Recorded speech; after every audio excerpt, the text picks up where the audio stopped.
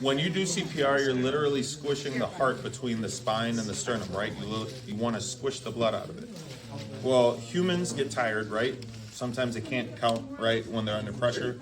When you're stressed out, guess what? Your timing is way off. You might be like, 1, 2, 3, 4, 5. We know that's way too fast.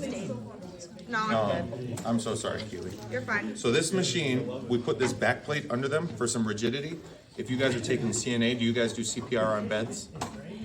You shouldn't, because the mattresses give way and you don't get enough compression. So if you're ever doing CPR and someone dies, pull them by their arms off the bed and onto the floor. That's where you do CPR. So what happens is we slip this under the patient's back. We connect this.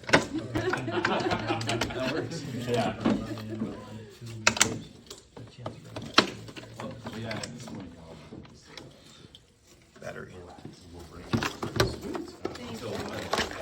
Uh-oh. It only worked. It worked in rehearsal. EMS 101, I forgot my batteries. Yeah. We never run. One moment, sir. There it is. I've never forgotten this on a real 911 No, shift. you didn't. I've never forgotten it, but did I grab one that was charged? I have forgotten one that was Well, there's charged. that. Like it didn't get switched So- out in my check. That's the worst feeling in the world. It's My awful. EMT said no. So it has to calibrate because not everybody's the same chest thickness, right? So there is a higher limit and a lower limit. So Granny, who's emaciated and 85 pounds, she's not a candidate for this because it's not going to push far enough down.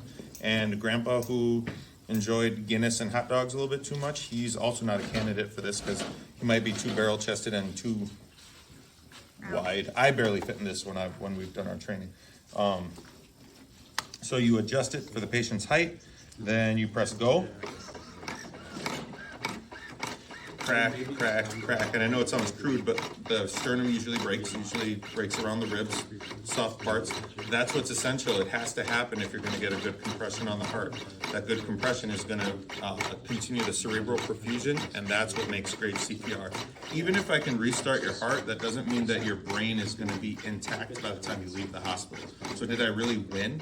Did I really win if I can get your pulse back, but you're kind of brain dead?